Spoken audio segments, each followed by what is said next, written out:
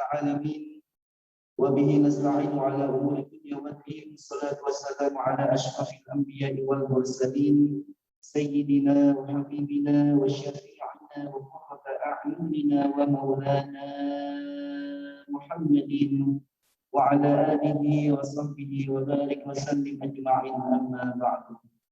Yang sama-sama kita hormati Ketua DKM dan pengurus DKM Masjid Al-Muhajirin, yang sama-sama kita hormati guru kita bersama Al-Ustaz Azhari Nasution MPD. Alhamdulillah beliau telah hadir bersama kita. Dan tak lupa kepada para jemaah sekalian, kaum muslimin dan muslimat yang mudah-mudahan dirahmati oleh Allah Subhanahu wa taala. Puji dan syukur kita panjatkan kehadirat Allah Subhanahu wa taala yang mana kita semua telah diberikan nikmat berupa nikmat iman, Islam, nikmat sehat walafiat, nikmat panjang umur, dan juga nikmat kesempatan, sehingga kita semua bisa hadir untuk mengikuti acara kajian suruh yang mudah-mudahan acara kita dari awal hingga akhir senantiasa mendapatkan ridho dan keberkahan dari Allah Subhanahu wa taala. Amin amin ya rabbal alamin. Kedua kalinya salawat beserta salam tetap kita curahkan kepada junjungan kita baginda Nabi besar Muhammad sallallahu alaihi wasallam beserta para keluarga, sahabat serta para pengikut beliau hingga di akhir zaman. Sebelum kajian ini dimulai, terlebih dahulu kita buka kajian pada pagi ini dengan membaca suratul Fatihah, dengan harapan mudah-mudahan pengajian kita di pagi ini senantiasa mendapatkan ridho dan keberkahan dari Allah Subhanahu wa taala, dan juga kita kirimkan kepada keluarga kita, kepada jemaah Masjid Al-Muhajirin, dan kepada saudara-saudara kita yang saat ini sedang tertimpa musibah, yang sedang sakit, sedang kurang sehat, mudah-mudahan penyakitnya segera diangkat Allah Subhanahu wa taala. Amin amin ya rabbal alamin. Ala hadhihi niyyah wa ala kulli niyatin salihah wa ila hadratin nabiyil mustafa Muhammadin sallallahu alaihi wasallam. Syu'unillahi lahul Fatihah. A'udzu billahi minasy syaithanir rajim. Bismillahirrahmanirrahim. Alhamdulillahi rabbil alamin. Ar-Rahmanir-Rahim. Maliki yaumiddin. Iyyaka na'budu wa iyyaka nasta'in. Ihdinas siratal mustaqim. صراط الذين أنعمت عليهم غير المغضوب عليهم ولا الضالين. Amin. Terima kasih kepada Ustaz Azhari Nasution. Dimohonkan nanti di akhir acara sekaligus ditutup dengan doa. Bismillahirrahmanirrahim. Assalamualaikum warahmatullahi wabarakatuh.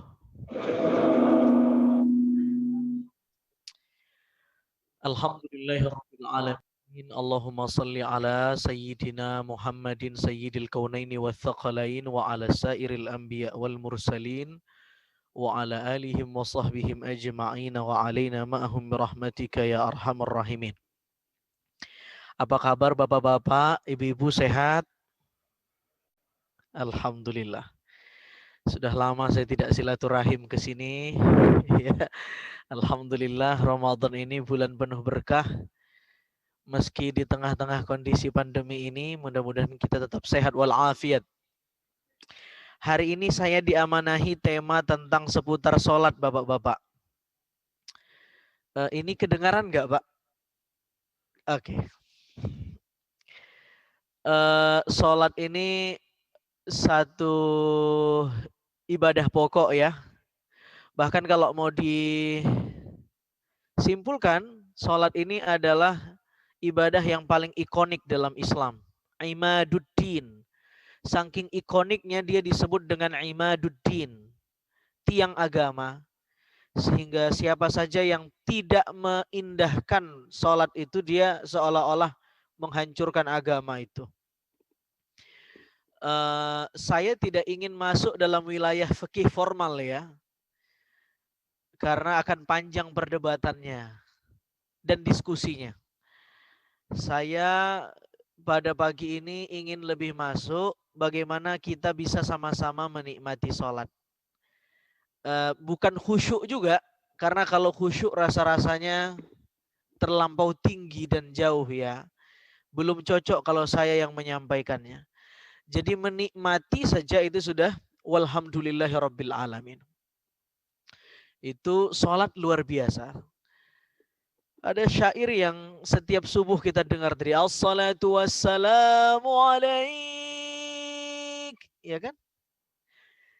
Ya imam al-mujahidin, ya Rasulullah.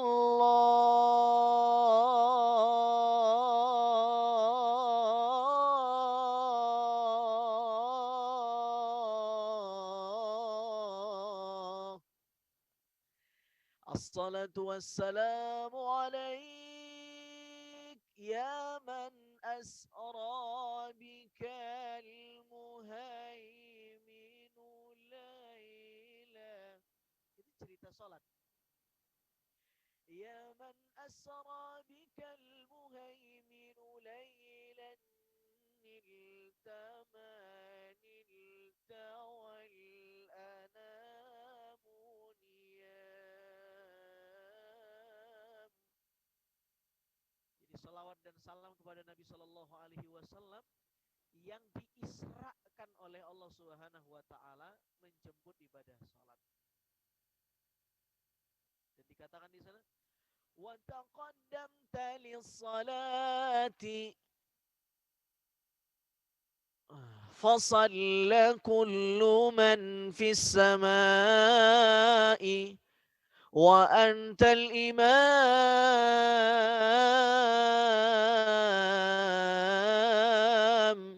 Jadi 124.000 nabi kumpul di sana, yang jadi imamnya Nabi Shallallahu Alaihi Wasallam. Oke.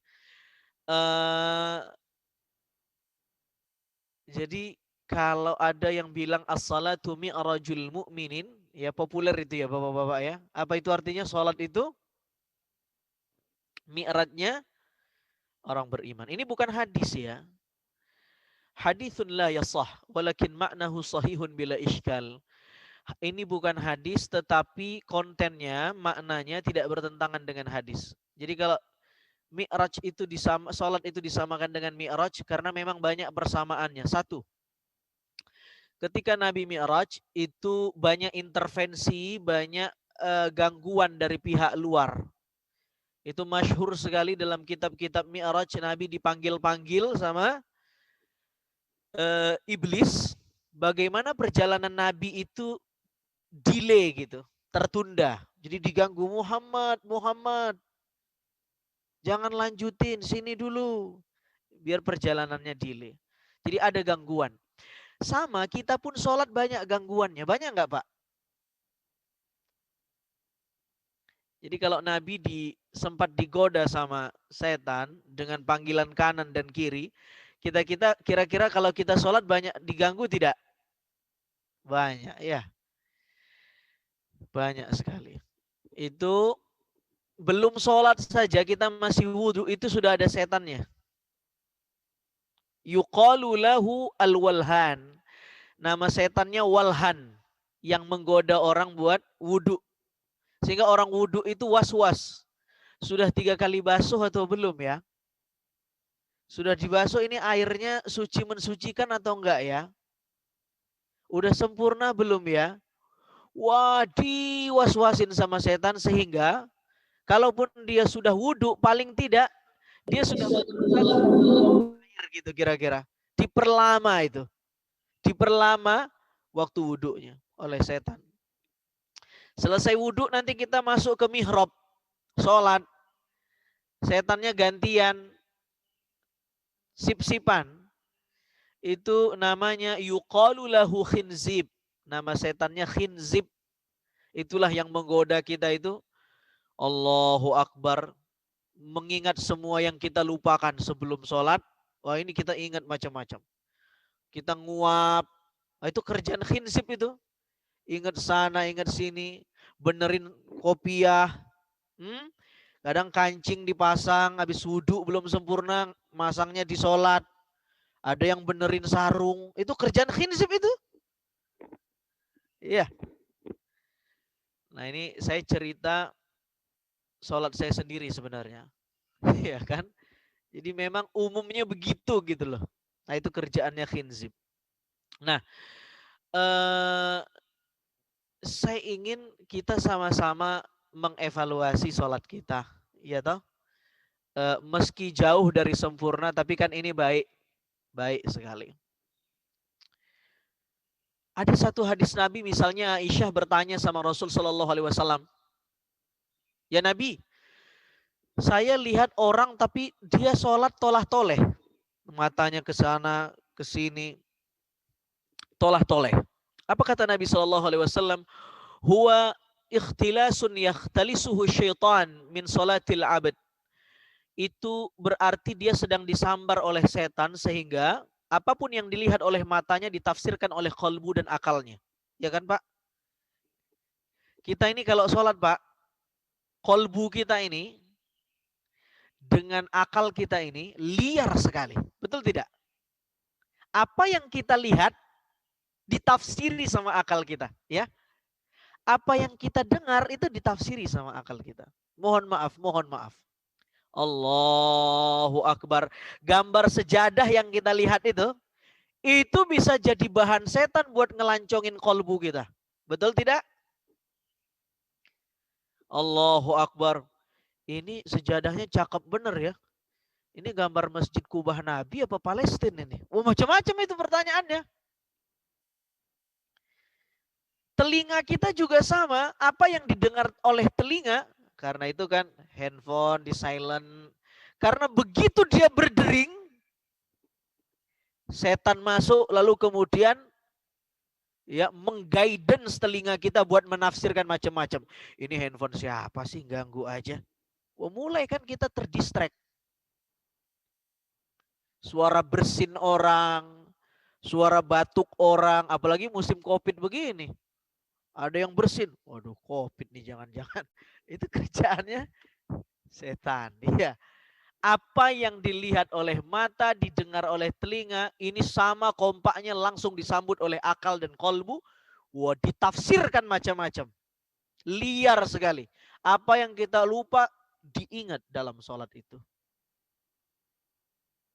Saudara yang dimuliakan Allah Subhanahu wa ta'ala. Ini berarti kita sedang disambar sama setan. Huwa ikhtilasun yakhtalisuhu syaitan min salatil abad. Disambar matanya atau sambar telinganya sehingga apapun yang dijumpainya ditafsirkan. Iya. Makanya kalau menurut mazhab Syafi'i bergerak berturut-turut lebih dari 3 kali itu bisa membatalkan sholat. Iya. Berat memang mazhab Syafi'i itu, tapi itu tadi untuk menjaga kehusyukan. Kalau kita umroh beda lagi itu. Ya, ada orang sholat sambil nenteng bayinya, ya, sambil gendong bayinya. Nah, kalau di Indonesia itu tidak populer karena mayoritasnya Syafi'i. 3 kali saja berturut-turut batal ya. Meskipun tidak populer menurut mazhab lain, tetapi rasa-rasanya ya itu cukup membantu kita untuk khusyuk. Saudara yang dimuliakan Allah Subhanahu wa taala, saya ingin menyadur beberapa hadis Nabi. Misalnya Nabi mengatakan ju'ilat qurratu aini fis shalah. Dijadikan indah sejuk dalam pandangan mataku di dalam salat, kata Nabi, Bapak-bapak. Dan ibu-ibu juga yang ada di luar. Dijadikan di pandangan mataku ini sejuk sekali di dalam salat. Ju'ilat qurratu aini fis shalah. Jadi Nabi itu ya sejuk, senang, happy gitu di dalam sholat. Di dalam sholat. Nah, bisa tidak kita menikmati sholat sebagaimana Nabi menikmati sholat itu? Nah, ini tentu berat sekali. Ya, Nabi mengalami itu karena bagi Nabi sholat ini, kata menurut Al-Hujwiri, seorang ulama sufi, sholat ini menurut Nabi adalah nostalgia ruhani ketika Nabi dimi'rajkan, di Isra Mi'rajkan, lalu kembali ke bumi. Sholat inilah sebagai nostalgia ruhaninya. Masalahnya kita tidak pernah mengalami Isra dan Mi'raj sebagaimana Nabi. Yang kita bisa lakukan Mi'raj dan Isra secara artifisial, bukan yang definitif itu. Tetapi mudah-mudahan ya kan kita bisa menikmati itu. Kebanyakan kita senangnya justru bukan di dalam sholat, tapi keluar dari sholat. Assalamualaikum. Assalamualaikum. Kelar juga subuh saya. Alhamdulillah. Kelar kewajiban saya. Justru senangnya di luar sholat. Nabi itu sejuk di dalam sholat. Jadi merasakan keintiman di dalam sholat. Kita justru senang kalau sudah kelar sholat. Nah ini kebalik ini. Nabi juga mengatakan, seringkali ketika waktu azan sudah masuk, Nabi bersabda kepada Bilal, muadzinnya, "Qum ya Bilal, arihna bis shalah." Berdirilah wahai Bilal, kumandangkan azan, arihna bis shalah. Saatnya engkau merelaksasi batin kami. Jadi bagi Nabi, sholat itu adalah relaksasi batini. Kalau kata anak sekarang, part di mana Nabi itu bisa me time sama Tuhan. Bisa dialog, bisa munajat, bisa bersantai-santai. Iya kan? Bisa bersantai-santai. Makanya nggak logika itu kalau ada tarawih, kok 5 menit selesai itu di mana santainya, saya bingung ya. Tarawih itu ya kalau ada di berita-berita 5 menit selesai itu, meskipun tarawih itu artinya santai ya, bersantai-santai tarawih itu. Jamak dari tarwihat diambil dari kata rawwaha yurawwihu, maknanya bersantai-santai. Tapi kayaknya ada dua macam penafsiran tentang santai-santainya tarawih ini. Yang pertama, karena tarawih itu makna bahasanya santai, jadi sholatnya ya santai-santai. Yang kedua ngomong, karena tarawih itu maknanya santai, maksudnya tarawih itu jangan terlalu lama biar kita setelah tarawih bisa nyantai. Cepat tidur, besok mau ibadah lagi. Sehingga 5 menit selesai. Wah ini tidak masuk akal menurut saya. Itu bisa nikmat apa enggak gitu loh. Menjalankan dialog sama Allah Subhanahu wa taala. Nah, kata Tuan Syekh Ibnu Athaillah, salat itu adalah mahalul munajah. Sesi atau meditasi yang paling intim, tempat kita berdialog dengan Allah Subhanahu wa taala, itu salat ya. Dan kita baru laksanakan tadi salat subuh berjamaah. Inilah pentingnya berjamaah dibanding sendiri-sendiri. Kenapa?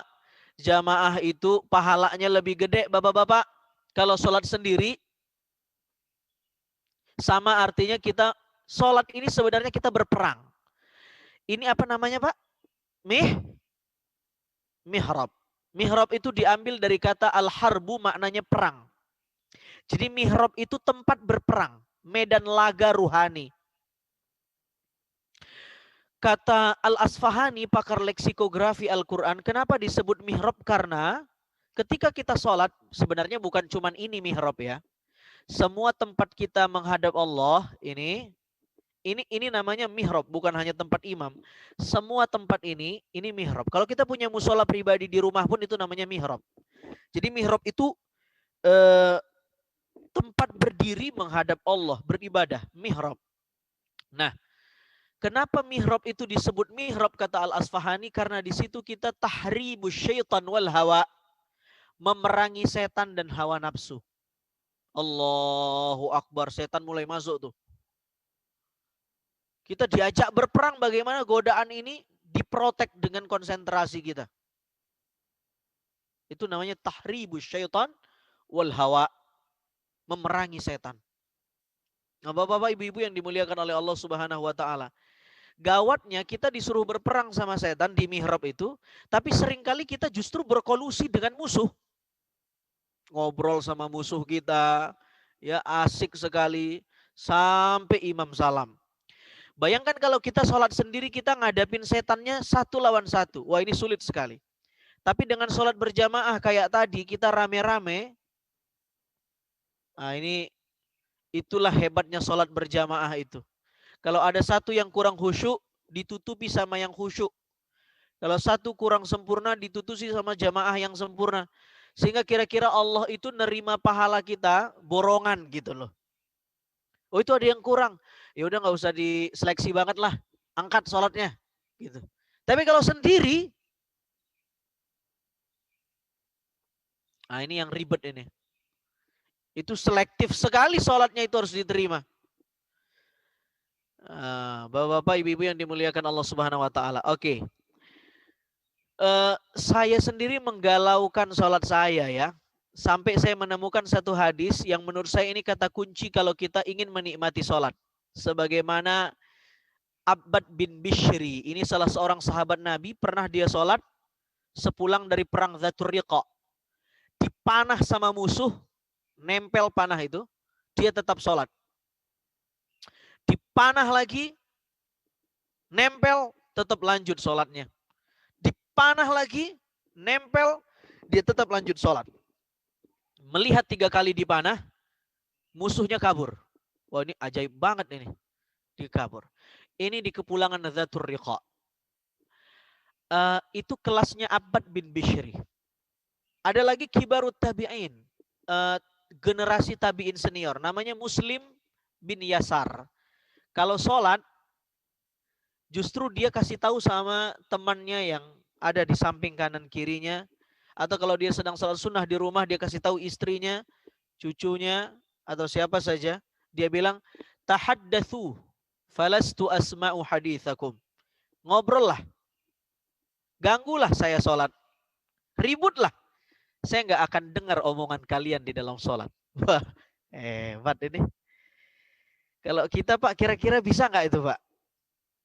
Mau sholat, kita ngomong ke teman sebelah. Ribut ya, saya mau sholat nih. Saya nggak akan dengar omongan Anda. Wah, ini kelasnya Muslim bin Yasar. Nah, justru kan kalau kita, jangan ribut dulu ya, kakek mau sholat. Opa mau sholat, ya. Ayah mau sholat. Wah, ini Muslim bin Yasar. Imam Bukhari juga demikian. Imam Bukhari pernah sholat disengat sama zanbur sejenis tawon dengan 17 sengatan. Selesai sholat dia baru sadar dan dia bilang, seperti ada yang menggangguku tapi aku nggak tahu. Coba lihat. Dilihat sama sahabatnya, ternyata tawon yang menggigitnya sudah 17 sengatan. Kata sahabatnya, kenapa kau tidak membatalkan sholatmu wahai imam?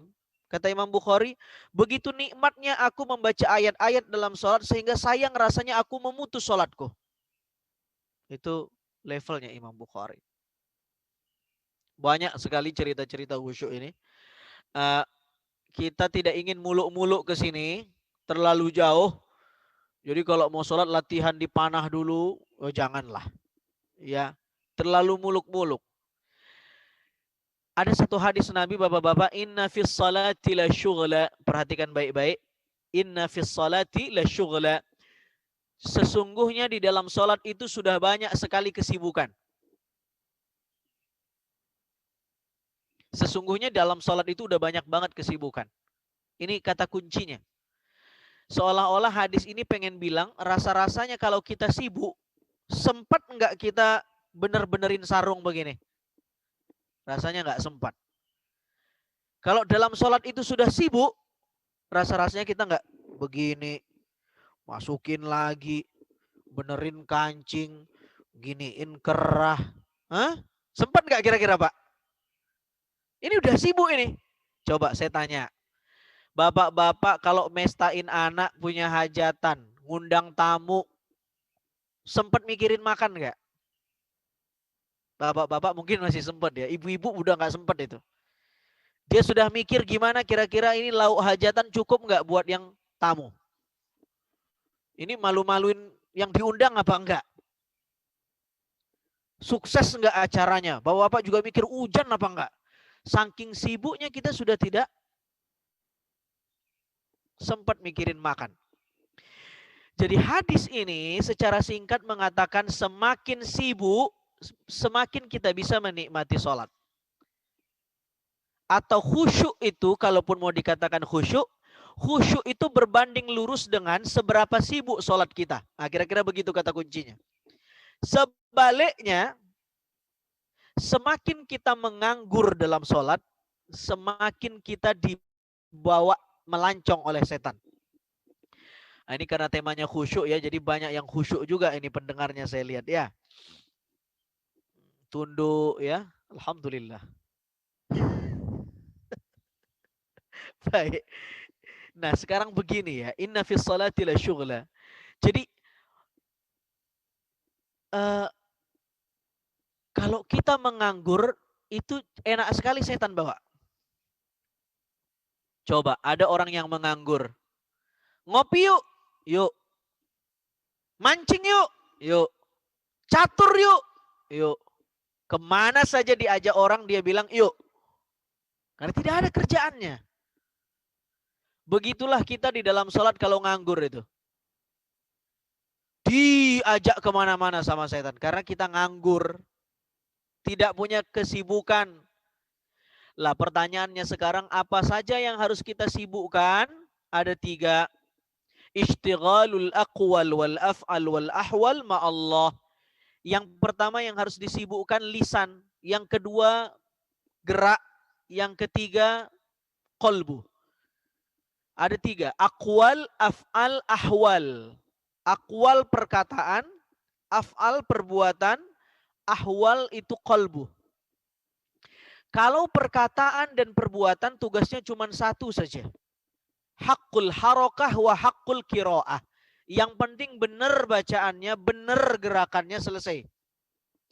Allahu Akbar, mau begini, mau begini, mau begini, terserahlah, itu variasi mazhab. Semuanya sah. Tidak ada yang salah. Allah, terserah. Yang tidak boleh Allahu Akbar. Wah, ini nggak boleh ini. Ini ngajak ribut namanya. Ya kan Pak? Jadi soal variasi mazhab nggak usah dibahas.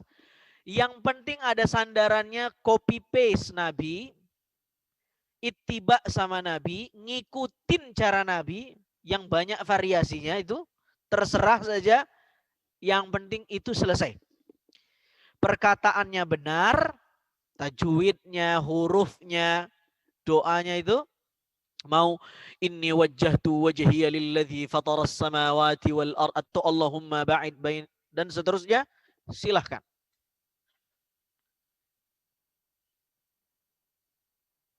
Jadi saya tidak mau masuk ke wilayah mazhab itu, tidak. Itu silahkan saja. Ya.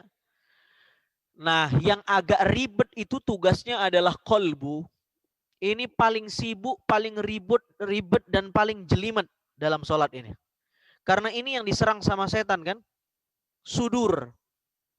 Qul a'udzu birabbin nas malikin nas ilahin nas min syarril waswasil khannas alladzi yuwaswis fi sudur. Jadi yang diserang sama setan itu adalah ini.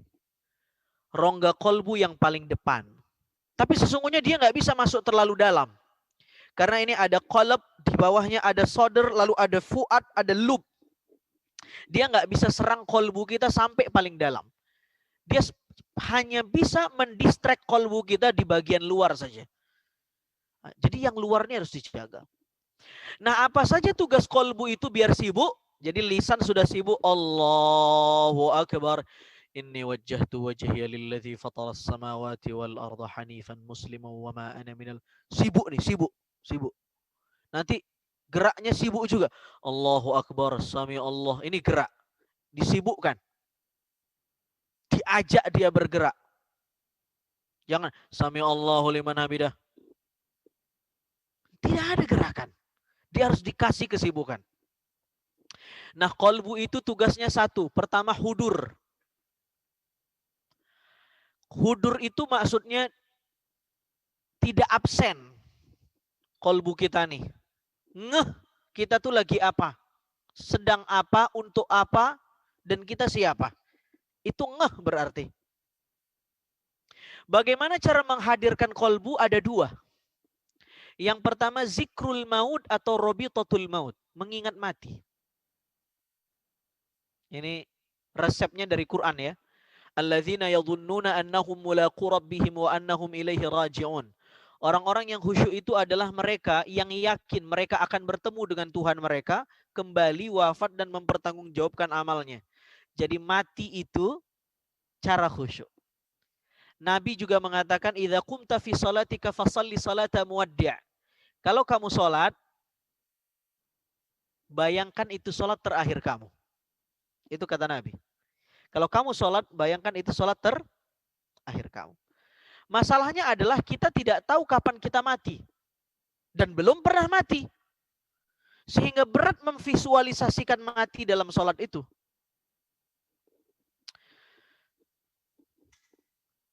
Saya suka kasih contoh begini. Andaikan kita ini kena kasus. Nauzubillah ya, ini contoh saja. Lalu kita kena kasus gede. Tempat kita di Nusa Kambangan. Jadwal kita mati 10 menit lagi dari jam hari ini. Kata Kalapas, ada 12 juru tembak, Pak.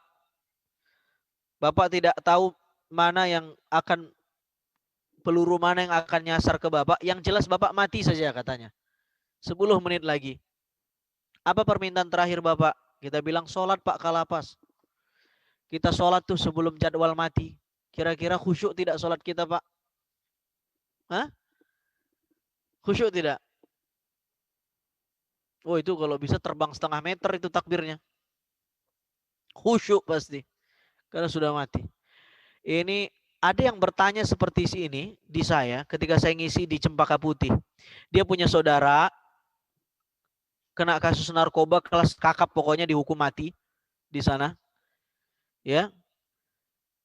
Itu sebelum dihukum mati permintaan terakhirnya sholat. Oh dia menangis-nangis dalam sholat. Ini ceritain sama kalapasnya, sama keluarganya. Menangis, mengkhidmati sholatnya, menikmati sholatnya betul. Lalu kemudian dihukum mati dan selesai. Siapa yang tahu bahwa si pecandu narkoba dan kelas kakap gembong narkoba ini meninggal su'ul khotimah. Jangan-jangan dia husnul khotimah. Jadi kita tidak bisa kasih stigma orang. Ya, itu prerogatif Allah saja. Jangan-jangan tobatnya diterima ketika sholat terakhirnya di lapas itu. Saudara-saudara yang dimuliakan Allah, jadi ingat mati itu penting. Ada penjelasan yang bagus sekali dari Syekh Ibnul Mulaqin. Dia bilang begini. Ingat mati itu begini. Kalau Anda sedang ruku, jangan terlalu pede umur Anda bisa sampai i'tidal. Jangan-jangan ruku itu adalah gestur terakhir Anda dalam sholat. Itu bagus penjelasannya. Kalau kita sedang ruku, jangan terlalu pede umur kita bisa sampai i'tidal. Jangan-jangan di ruku itulah kita meninggal. Kalau kita lagi i'tidal, jangan terlalu GR umur kita bisa sampai sujud. Karena boleh jadi di i'tidal itulah umur kita terakhir. Ini dari Syekh Ibnul Mulaqin. Nah, coba nanti bapak-bapak praktekkan, ibu-ibu. Ini cukup membantu sekali. Yang kedua, cara menghadirkan kolbu itu adalah mengucapkan kalimat-kalimat atau doa-doa atau apa saja atau ayat-ayat Quran yang makna dari ayat atau kalimat yang kita baca itu bisa mencambuk ruhani kita dan mencambuk musuh kita setan. Makanya orang sebelum sholat itu banyak mantra-mantranya itu. Ada yang bilang, Qul a'udzu birabbin nas malikin nas ilahin nas min syarril waswasil khannas alladzi yuwaswisu fi. Baru dia takbir. Itu resepnya dari Imam Ghazali dalam kitab Bidayah. Nggak main-main itu. Imam Ghazali sebelum sholat bacanya Qul a'udzu birabbin nas baru takbir. Qul a'udzu birabbin nas itu kan sebenarnya isinya bermohon kepada Allah biar tidak diganggu sama setan. Jadi dia cambuk musuhnya. Ada lagi yang sebelum sholat dia baca Ilahi anta maqsudi wa ridhaka matlubi. Tuhan, hanya engkau yang kumaksud dan ridhamu yang kucari. Berarti dia sedang cambuk dirinya itu. Supaya tidak ada tujuan tendensi apapun kecuali Allah Subhanahu wa taala. Ada lagi Tuan Syekh As-Sazili. Ini ulama besar asal Mesir. Beliau ini kalau mau sholat, ini ulama besar sekali. Dia punya murid namanya Ibnu Athaillah yang tadi punya kitab Al-Hikam. Muridnya saja begini, gimana gurunya? Imam Syazili kalau sholat bapak-bapak, dan ini populer ya, dalam hidupnya sering sekali mimpi ketemu Nabi SAW. Imam Syazili. Ini kalau sholat dia baca ayat, nanti boleh kalau mau nyontek. Surah Fatir kalau saya nggak salah. Iya sya'yudhibukum wa ya'ti bi khalqin jadid. Baru dia takbir. Artinya begini kira-kira. Kalau Tuhan mau, Tuhan akan hancurkan kamu. Kamu nggak perlu hidup di dunia ini. Dan dia akan gantikan kamu dengan makhluk yang baru. Saya punya asumsi begini. Kenapa ayat ini jadi mantra langganannya Syekh Sazili sebelum sholat? Karena Syekh Sazili ini ulama besar. Fungsionaris agama di zamannya. Punya banyak murid yang kira-kira kalau sekarang ini muridnya kalau ketemu cium tangan. Ya, banyak yang baiat. Kalau ceramah followernya banyak. Kira-kira kalau punya media sosial followernya banyak. Kalau sekarang ini Ustadz viral lah kira-kira begitu. Ulama besar. Nah yang begini-gini ini karena dia punya popularitas. Popularitas ini bisa melunturkan keikhlasannya ketika sholat. Paham ya? Sehingga dia butuh satu ayat yang bisa mencambuk ruhaninya. Iya sya'yudhibukum wa ya'ti bi khalqin jadid. Seolah-olah dengan ayat ini Imam Syazili pengen bilang, Hei, sehebat apapun diri kamu, ya, banyak murid segala macam, ingat, kalau Tuhan ingin musnahkan kamu, kamu musnah dan dia akan gantikan dengan makhluk yang baru. Baru takbir. Jadi itu perlu. Nah, kita boleh aja ikut ini, tapi boleh juga tidak ikut. Artinya begini, kalau Bapak punya satu ayat atau doa, satu bacaan langganan yang kalau Bapak baca itu, langsung ingat Allah, pakai itu.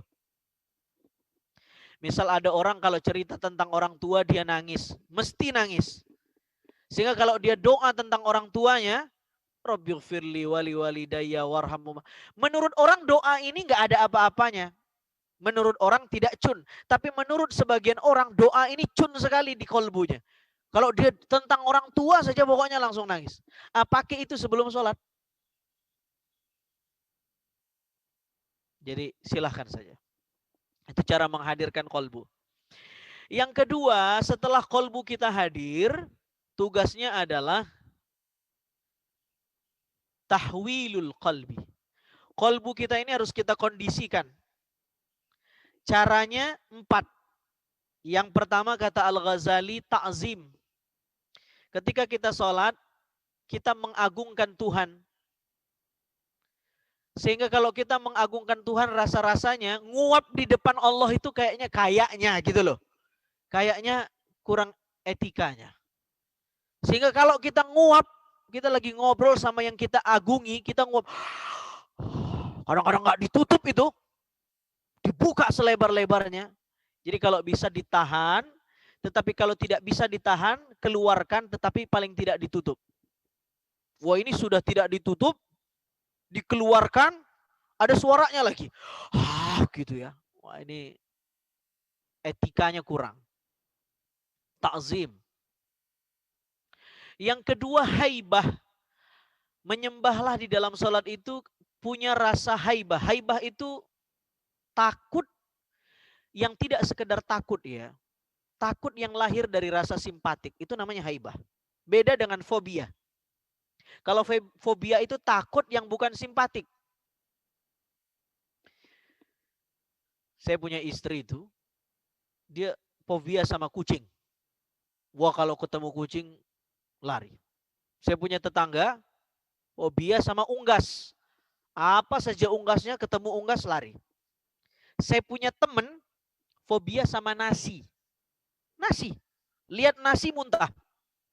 Jadi makannya tuh ya mie, roti, apa aja kecuali nasi.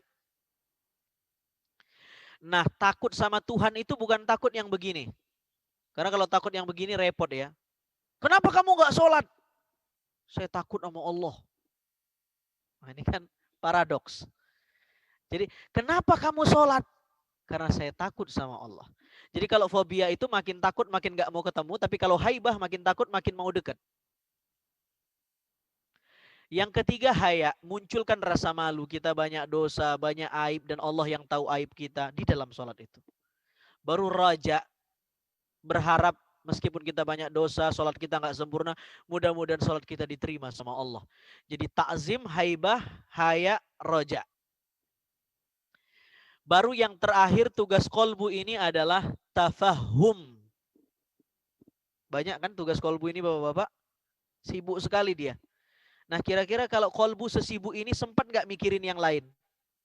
Harusnya nggak sempat. Sudah sibuk ta'zim, sudah sibuk haibah, sudah sibuk haya, sudah sibuk raja, sudah sibuk hudur, dan tafahum.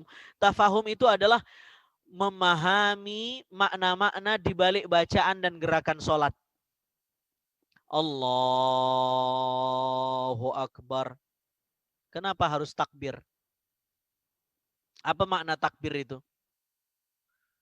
Kenapa takbir itu harus di awal? Kenapa setiap perpindahan gerakan rukun itu dipisah dengan takbir kecuali tasmi'nya sami Allahu liman hamidah? Itu semua harus dimaknai. Doakan saja, saya lagi nulis buku ini. Baru 40% ya. Waktu nih yang belum ada. Ya, jadi isi buku itu apa namanya? Sebenarnya menyadur saja dari penjelasan ulama apa makna-makna di balik gerakan itu. Supaya kita lebih mampu menginternalisasi makna-makna di balik gestur sholat kita. Saya singkat saja, nggak mungkin bisa sampai selesai. Nanti mungkin ada sesi tanya jawab. Allahu Akbar. Qiyam, kita berdiri dulu. Qiyam itu tandanya kita siap menerima perintah. Seperti Nabi yang difirmankan Allah, ya ayyuhal muzammil kum fa, ya ayyuhal muddathir kum fa anzir. Ya. Itu makna kum itu kan maknanya berdiri, siap menerima perintah. Lalu kemudian kita bertakbir Allahu Akbar, Allah Maha Besar. Apa maknanya?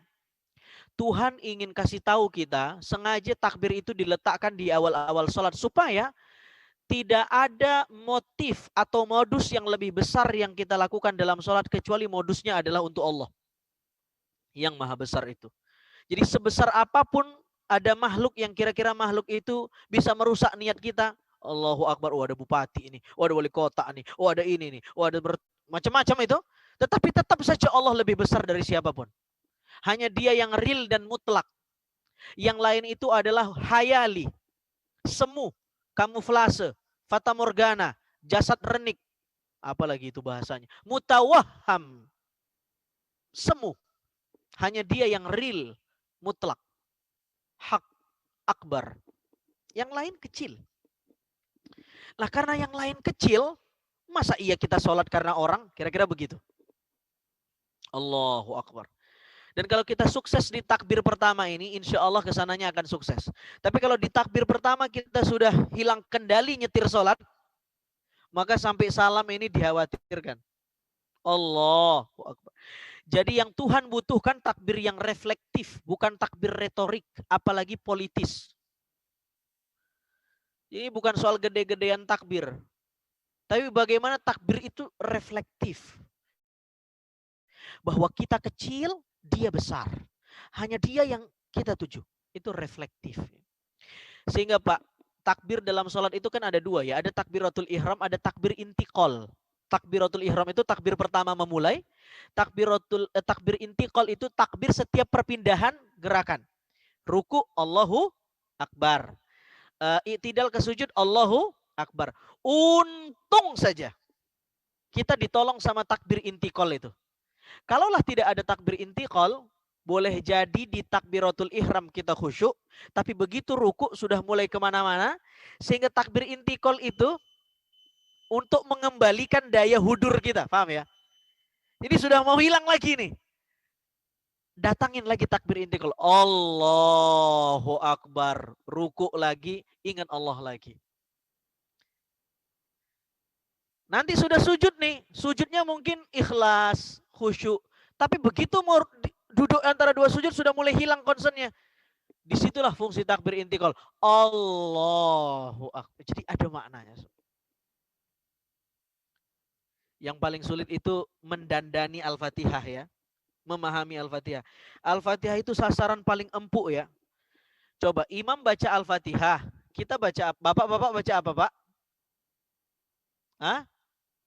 Wirid, mendengarkan, menyimak. Oke, bagus sekali itu. Tapi kalau nyimaknya nggak benar, kadang-kadang kita bisa ngosip sendiri dalam sholat kita. Apalagi repotnya punya imam yang tidak fasih. Untung saja imam kita fasih. Jadi kita nggak repot.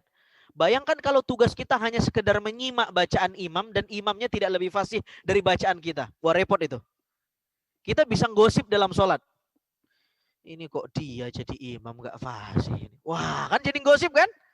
Jadi gosip. Atau bersyukurlah kita ini tidak lebih fasih dari imam. Sehingga tidak menggosipi bacaan imam. Bayangkan kalau kita punya ilmu tajwid yang lebih dari imam. Wah, repot ini. Maka imam itu harus fasih. Nah, ini alhamdulillah, bersyukur. Kita punya imam yang bagus. Sudah? Berarti pilihannya imam baca Al-Fatihah, Bapak nyimak ya. Meskipun ada dua cara itu. Imam baca Al-Fatihah, kita bisa baca Al-Fatihah. Tapi tunggu imam selesai. Bismillahirrahmanirrahim. Bismillahirrahmanirrahim. Alhamdulillahirrabbilalamin. Kata imam. Alhamdulillahirabbilalamin. Begitu ya. Tapi oke. Imam Al-Fatihah kita nyimak. Sudah? Nanti imam baca AA surat pendek. Bapak-bapak baca apa? Hah? Al-Fatihah. Ternyata Al-Fatihah Bapak udah selesai. Imam belum selesai baca surat pendek. Bapak ngapain? Nerusin kalau hafal ayatnya. Kalau tidak hafal. Coba. Kagak ada yang lain, pasti setan masuk. Pasti. Saya pastiin itu. Tadi ada yang bagus jawaban Bapak tadi itu. Mengulang-ulang. Ah, itu bagus. Jadi kalau Bapak udah selesai Al-Fatihah, imam belum selesai baca ayat, tikrar. Ulangin lagi Al-Fatihahnya. Selama ini enggak ya? Selama ini nyimak. Setan mesti masuk. Yang disimak apa? Coba, mau nyimak apa, Pak? Coba. Kita tak hafal ayatnya. Coba. Yang enak nyimak itu kan kalau kita hafal ayat yang dibaca imam. Ya kan? Lah ini kita nggak hafal apa yang mau disimak. Kalau imam salah juga kita nggak bisa negur. Gitu kan? Ulangin Al-Fatihahnya. Sudah diulang, belum selesai juga. Ulangin lagi. Lo apa boleh Ustadz? Boleh. Wong baca ayat di luar Al-Fatihah yang bukan rukun saja boleh, apalagi Al-Fatihah yang rukun. Hanya Al-Fatihah itu tidak hanya dibaca, tapi harus dimaknai juga. Ada 4 tingkatan orang baca Al-Fatihah dalam sholat. Sedikit lagi ya. Ada yang disebut dengan Al-Qira'ah Al-Laghiyah. Ada orang baca Al-Fatihah, bacaannya tidak benar, sudah bacaannya nggak benar tajwidnya, dan tidak memahami dengan benar. Ini bacaannya sia-sia. Nanti naik tingkat kedua namanya Al-Qira'ah At-Tajwidi. Dia sudah mulai benar membacanya, tetapi masih absen memaknainya. Ini setan masih bisa masuk. Yang ketiga Al-Qira'ah Al-Huduri Al-Kasbi. Dia sudah bukan hanya tajwidnya benar, tapi sudah mulai bisa mencari makna di dalam Al-Fatihah. Bismillahirrahmanirrahim. Dia sudah mulai bisa mendikte-dikte makna di balik yang dia baca.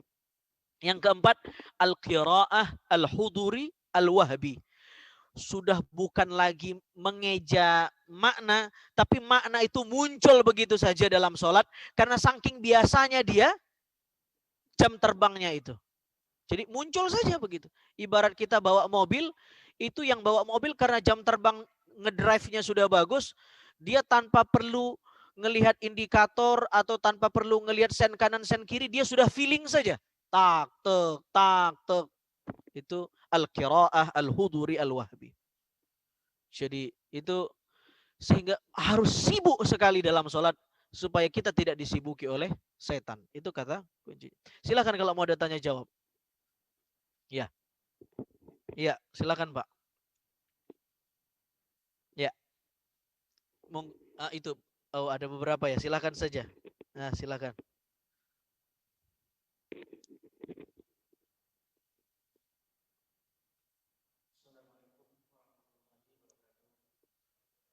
Assalamualaikum warahmatullahi. Iya, iya.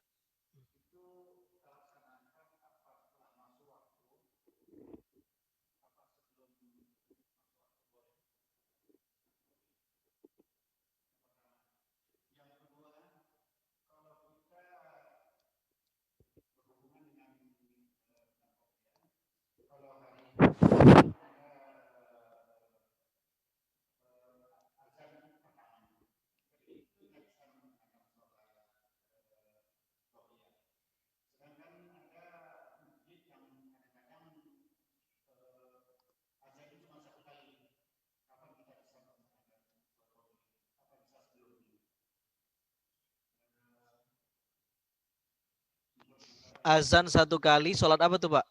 Jumat maksudnya? Oh, iya.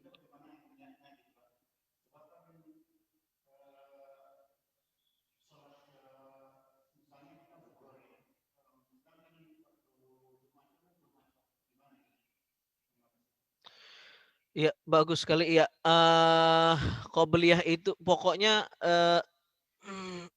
masuk waktu sholat. Masuk waktu sholat, tapi sebelum didirikan sholat. Kan ada azan, setelah azan menuju iqamah itu kan jeda. Di situ kita bisa sholat sunnah. Bagaimana misalnya kalau azannya sekali? Yang penting tolak ukurnya sebenarnya sudah masuk waktunya. Kalau sudah masuk waktunya, meski MC-nya masih pengumuman sholat Jumat, kita sudah bisa sholat sunnah. Jadi patokannya bukan MC-nya udah kelar sambutan di Jumat itu. Sudah masuk waktu sholat saja, kita sudah mulai bisa qobliyah. Ya. Dan niatnya boleh ditalafuskan, boleh tidak. Boleh dilafazkan, boleh tidak. Silahkan saja, langsung saja sholat sunnah. Ya, kalau misalnya tidak hafal lafaz niatnya, niat itu kan kerja hati sebenarnya. Tanpa perlu dilafalkan. Tapi kalau mau dilafalkan itu bagus sekali ya. Lagi-lagi itu fungsi lafal itu untuk merefresh biar kolbu kita hudur kita lagi apa. Silahkan saja. Ya. Jadi sholat qabliyah itu setelah masuk waktu sholat. Bukan patokannya azan dan tidak azan. Karena bisa saja azan itu kadang-kadang sudah lama masuk waktunya ini. Tapi karena nggak ada orang, muadzin nunggu dulu yang lain datang. Jadi patokannya bukan azan tidak azan. Ya, masuk waktu sholat. Masuk waktu sholat. Sama kayak kita Ramadan ini, dimulainya puasa itu bukan jadwal imsakiyah. Tapi masuk waktu subuh. Jadi setelah imsak masih boleh makan? Masih boleh. Cuman itu kebijaksanaan ulama kita dibuat jadwal imsakiyah supaya kita ini puasanya tidak terlalu gerasa gerusuk. Ada waktu jeda bisa sikat gigi, bisa nyantai, bisa istirahat sebentar menuju sholat subuh, itu saja sebenarnya. Tapi standar masuk puasa itu bukan jadwal imsakiyah, tetapi masuk waktu subuh. Nah, itu. Mudah-mudahan bermanfaat. Silakan ada yang lain.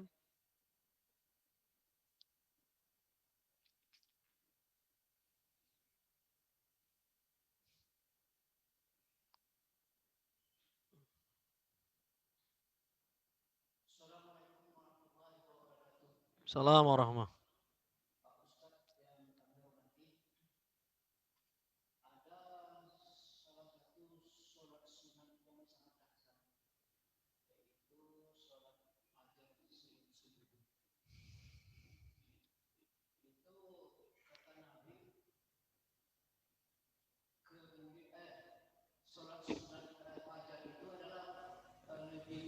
Utama. Ya. Kemudian masalahnya kita tidak sempat melaksanakan sholat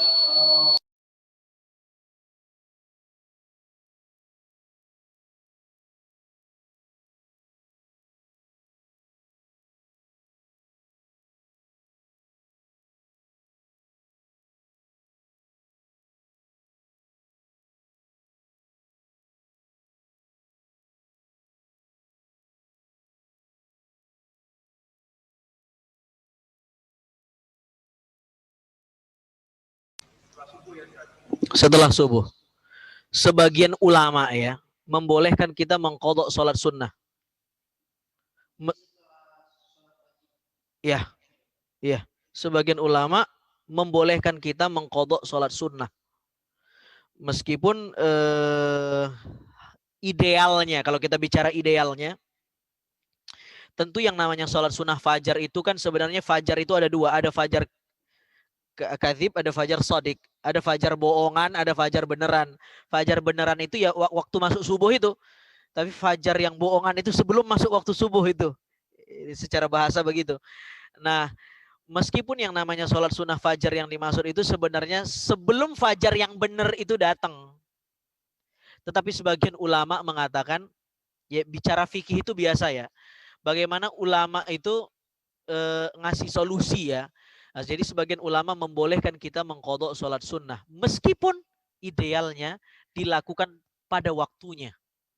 Yaitu di waktu fajar yang sebelum sodik itu. Nah, wallahu ta'ala a'lam bisawab. Samalah seperti boleh tidak boleh tidak membayar fidyah orang yang meninggal. Itu sebenarnya kan kalau mau jawaban idealnya, ya itu kan ada 3 pendapat ya. Sebenarnya kalau mau idealnya ya gimana ya? Orang sudah wafat. Ya. Itu gimana ceritanya? Bukan fidyah, mengqadhakan sholat orang tua kita yang sudah wafat misalnya. Itu sependek bacaan saya itu yang sahih pendapatnya adalah tidak bisa mengqadhakan mayit. Karena salah satu syarat sholat itu harus hudur, harus orang yang kena beban taklif itu yang sendiri yang mengerjakannya, tidak bisa niyabah, tidak bisa diwakili. Bakal repot. Tapi ada saja yang berpendapat begitu. Ya namanya fikih ya, itu biasa saja. Tapi itu tadi soal qadha sholat sunnah, ada yang berpendapat boleh mengqadha sholat sunnah. Iya. Iya. Karena qadha itu kan fi'lul wajib ba'da waqtihi, mengerjakan satu hal di luar waktunya. Itu namanya qadha. Kalau mengerjakan satu hal pada waktunya itu namanya adaan. Adaan. Bukan adaan PMP, bukan. Ini yang usolli faruzuri arba'arakatin mustaqbil kiblati imaman adaan. Nah, itu kalau di waktunya, kalau di luar waktunya namanya qadhaan. Kalau pada waktunya tapi diulang lagi namanya i'adatan. Kalau merapel sholat namanya jama'. Banyak itu istilahnya. Silakan. Ya. Waalaikumsalam warahmatullahi wabarakatuh. Ya. Yang pegang mic boleh. Silakan Ibu. Oh, ada Ibu. Oh, sorry. Oh, di sana ada mic juga. Iya, Ibu-ibu, silakan.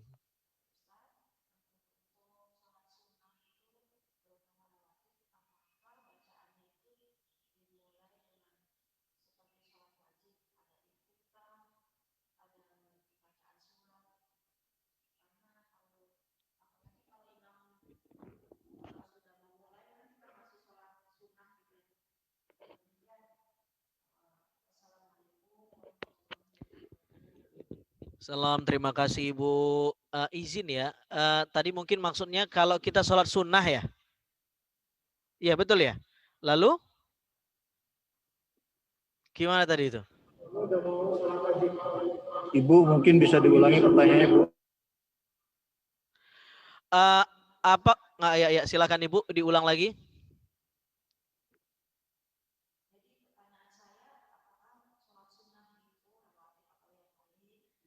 Iya. Iya. Iya. Iya.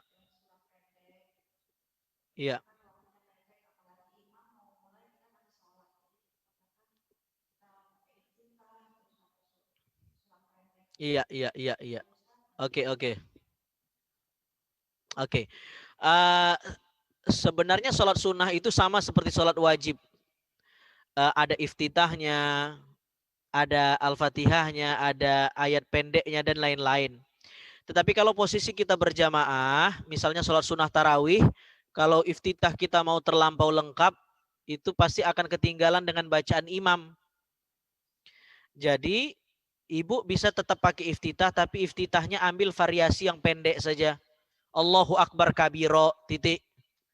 Atau inni wajjahtu wajhiya lilladzi fataras samawati wal arda hanifan musliman wa ma ana minal musyrikin, titik. Ya, yang paling singkat itu Allahu Akbar kabiro, titik. Itu sudah iftitah namanya. Habis itu saya pun kalau jadi imam tarawih, iftitah saya tidak panjang-panjang. Karena kan akan banyak sholat yang kita lakukan. Kalau terlampau panjang kan nanti kasihan jamaahnya, apalagi jamaahnya sepuh-sepuh misalnya. Imam kan harus tahu kondisi makmum, jadi ibu boleh tetap iftitah. Nah, bagaimana kalau imam sudah baca Al-Fatihah, ibu masih iftitah? Berhentikan iftitahnya, simak Al-Fatihahnya, sekaligus mengikuti Al-Fatihah imam kalau imam sudah selesai. Bismillahirrahmanirrahim, kata imam, ibu lanjut Bismillahirrahmanirrahim. Alhamdulillahirabbil alamin. Alhamdulillahirabbil alamin. Nanti imam baca ayat pendek, ibu ulangin lagi Al-Fatihahnya. Jadi begitu ya. Tetap bisa iftitah. Nah, oke.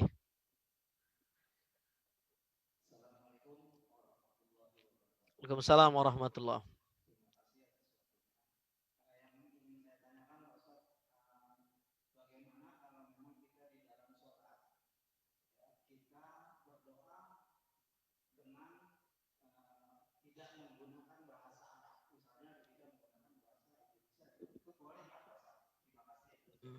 Iya. Oke. Harus Arab ya.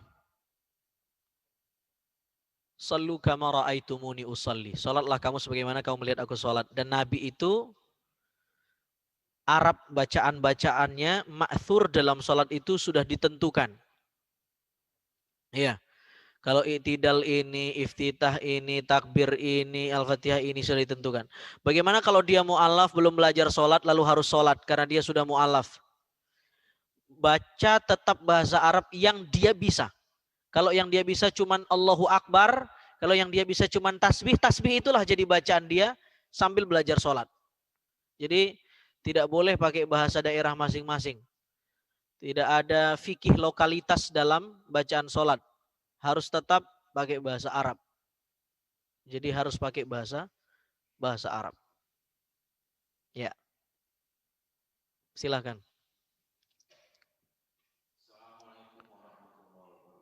Assalamualaikum warahmatullahi wabarakatuh. Iya. Iya.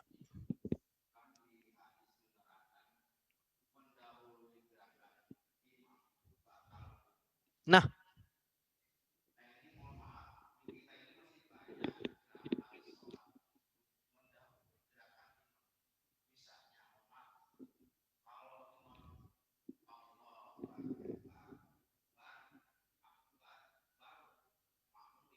Nah, bagus itu. Iya. Iya, bagus. Jadi patokannya itu di barnya. Samalah seperti kalau komandan bilang sama prajuritnya, ya gerak, ya di raknya itu baru bergerak kan, bukan di siapnya udah bergerak. Itu sholat itu ya begitu, ada tata caranya. Makanya kalau di masjid umumnya Allahu Akbar. Nanti kalau dia sudah sujud, duduk antara dua sujud kedua, mau bangkit lagi, takbirnya biasanya agak panjang tuh. Allah, bangun. Allahu Akbar. Itu biar ada jeda antara gerak imam dengan gerak makmum. Meskipun ada beberapa masjid yang mengatasnamakan sunnah, ya, menurut dia nggak boleh takbir itu panjang-panjang. Allahu Akbar. Allahu Akbar. Kalau cuman segitu, itu yang ditakutkan akan jomplang antara gerakan imam sama gerakan makmum. Sudah sujud ini mau Allahu Akbar, cepet benar. Makmumnya langsung nanti nggak sama. Sehingga itu satu, yang kedua sengaja dipanjangkan itu jadi tanda kalau ini bangun dari sujud gitu loh. Supaya tidak lupa. Allahu Akbar. Kalau ruku beda. Allahu Akbar. Kan nggak mungkin ruku. Allah. Kan nggak mungkin. Jadi variasi-variasi. Jadi nada pun ada ilmunya. Nah tadi betul kata Bapak. Begitu bar, disitulah kita bergerak. Wahai makmum. Begitu sami Allahu liman hamidah. Di dah itulah kita i'tidal. Bukan sami Allah. Kita udah bergerak. Nanti kita ngalahin gerakan imam. Imam belum i'tidal, kita udah sujud ntar. Ya, imam belum selesai barnya kita sudah sujud. Nah, biar kompak, bar baru kita bangkit. Dah baru kita pindah. Nah, itu supaya kita tidak mendahului gerakan imam. Jadi bagus, sudah itulah solusinya. Di bar itu dan di dah itu. Ada yang lain? Cukup? Ibu-ibu masih ada?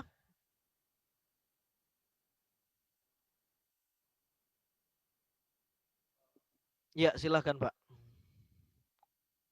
Ada pertanyaan lewat Zoom. Assalamualaikum warahmatullahi. Ya, ini saya tanda nih suaranya nih. Istrinya Pak Haji bukan? Ya. Imamnya terlalu panjang. Oh. Iya. Iya. Oke. Iya.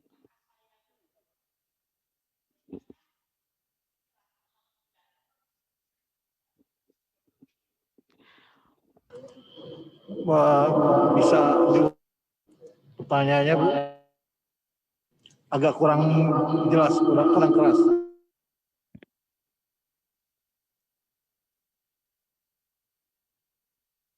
Ibu, punten boleh diulang lagi, Bu? Imamnya terlalu panjang. Yang saya tangkap imamnya terlalu panjang. Jadi, ya. Iya.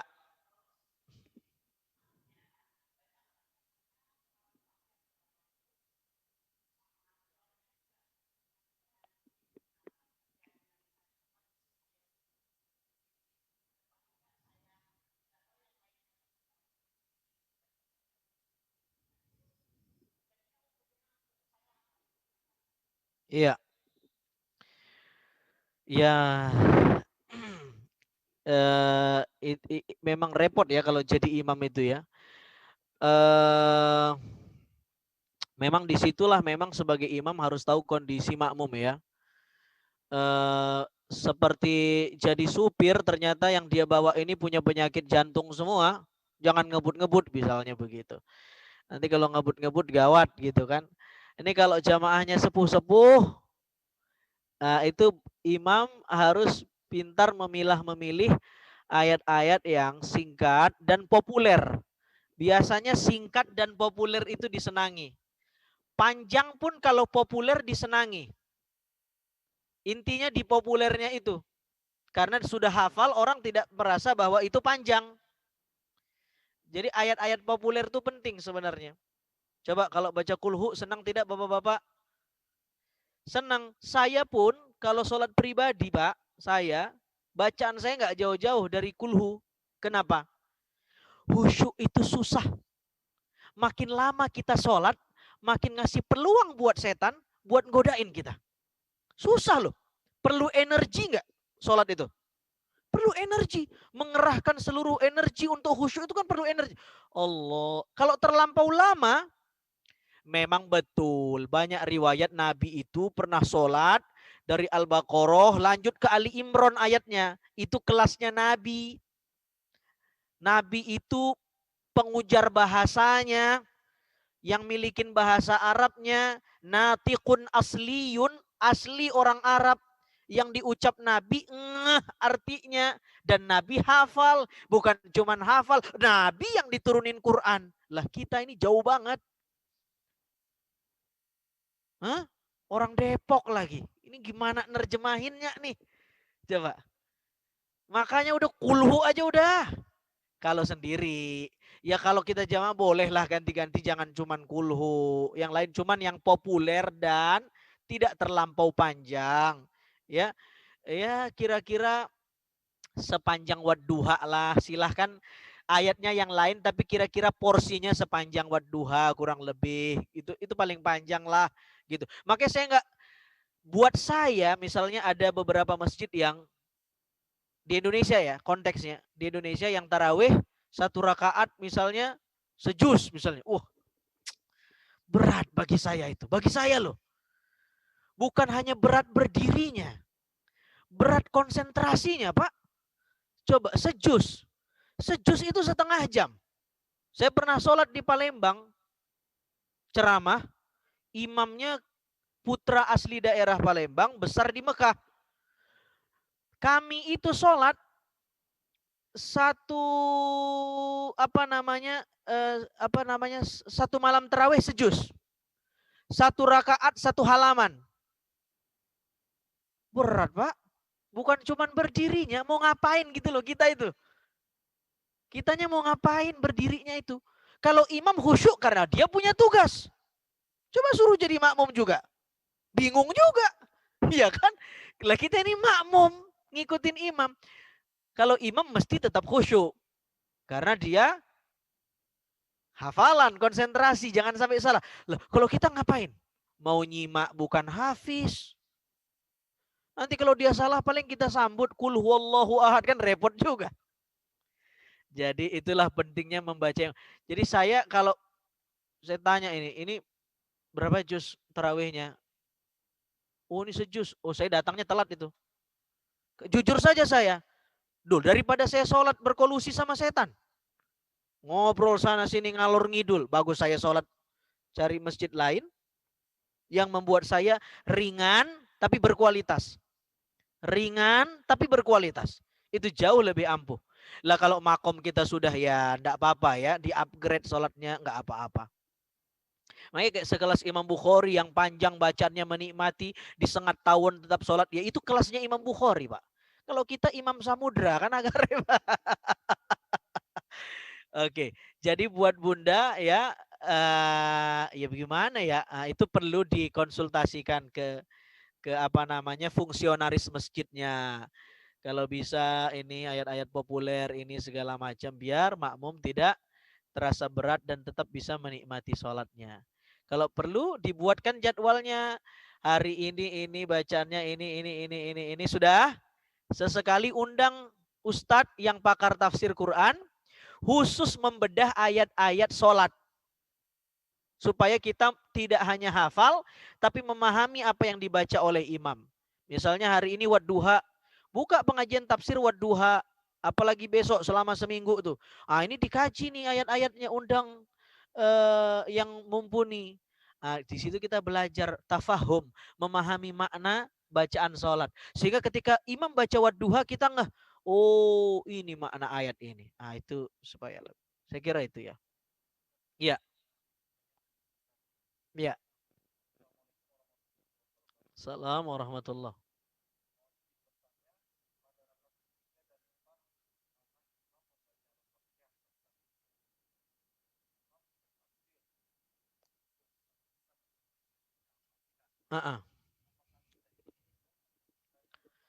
Ruku. Jadi kalau kita sudah Al-Fatihah di rakaat ketiga dan 4 sir, imam juga sir. Sementara imam sudah ruku, kita ngapain? Ikut ruku imam. Insya Allah Al-Fatihah kita udah diwakilin sama imam. Di situ juga pentingnya imam itu menerka-nerka berapa jarak bacaan makmum. Tidak boleh terlampau cepat, tidak boleh memang susah memang. Susah. Makanya imam itu gajinya harus gede. Iya, mohon maaf. Ini dari tadi kita ngeritik imam mulu. Gajinya kudu gede imam. Naikin habis ini. Apalagi Al-Fatihah itu, Pak. Ini resep ya supaya bacaan Bapak Al-Fatihahnya sama dengan imam. Ini penutup saya kira. Sudah terlampau banyak pertanyaan tadi. Ini penutup Al-Fatihah intinya. Allahu Akbar. Sudah? Bismillahirrahmanirrahim. Saya punya makna sendiri dalam Al-Fatihah itu supaya menghadirkan maknanya bukan terjemahan. Bukan menerjemahkan. Karena kalau menerjemahkan itu bisa mengganggu sholat. Karena fungsi sholat itu bukan menerjemahkan tapi lidzikri, mengingat Allah. Hanya dia cuma jadi jembatan saja buat mengingat Allah. Ya toh? Bukan menerjemahkan Bismillahirrahmanirrahim dengan menyebut nama Allah yang Maha Pengasih lagi. Enggak, bukan. Kalau itu yang kita lakukan, kita masih dengan menyebut nama Allah yang kita masih itu, imam sudah sujud. Mesti ketinggalan. Bismillahirrahmanirrahim. Saya dialogkan Al-Fatihah itu. Kenapa cuma satu-satunya surat Al-Fatihah yang bisa dibawa dalam sholat? Karena hanya Al-Fatihah yang maknanya bisa digiring dalam sholat. Bismillahirrahmanirrahim. Aku mulai munajat sholatku ini dengan menyebut zat yang sangat penyayang denganku. Tanda sayangnya dia masih memberikanku kesempatan menyembahnya. Itu bukan menerjemahkan, memaknai. Dan Bapak nggak perlu ulang. Aku mulai munajat sholat. Oh, enggak. Al-ithbat min khawatiril makna. Apa ya? Menangkap kilasan-kilasan maknanya. Bukan menerjemahkan. Alhamdulillahirabbil alamin. Sudah? Dan ini harus tanasub. Harus nyambung terjemahan maknanya. Alhamdulillahirabbil alamin. Karena dia sayang, karena engkau sayang samaku.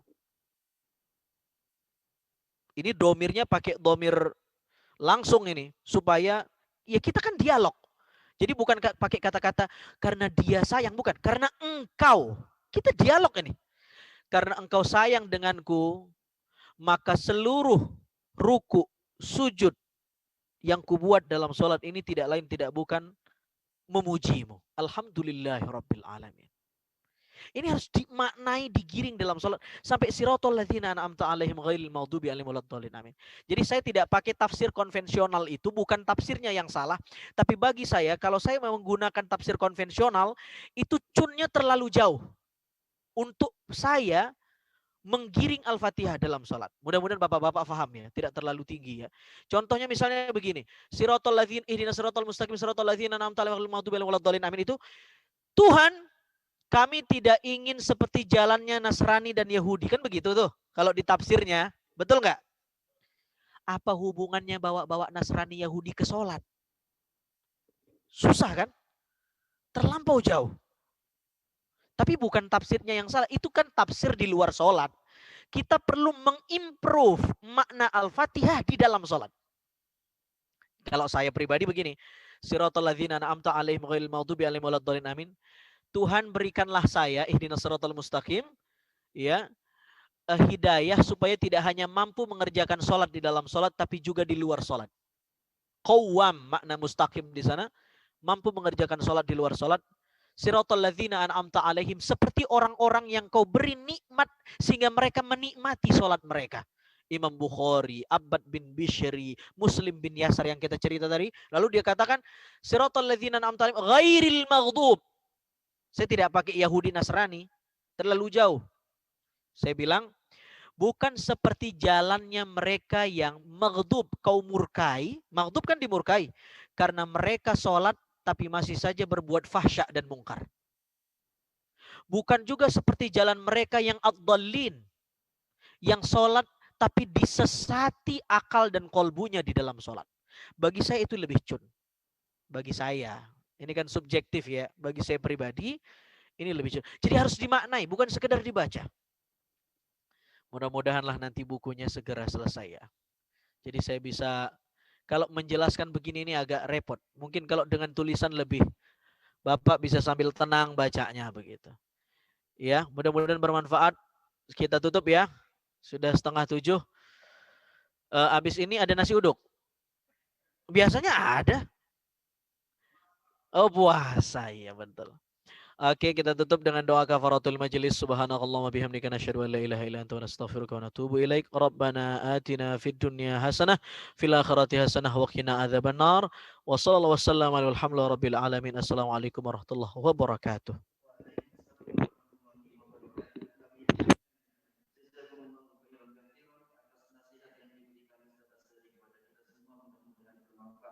Atas nama DKM Ahmad Majid mengucapkan terima kasih banyak atas kehadirannya dan mohon maaf yang sebesar-besarnya apabila ada kekurangan.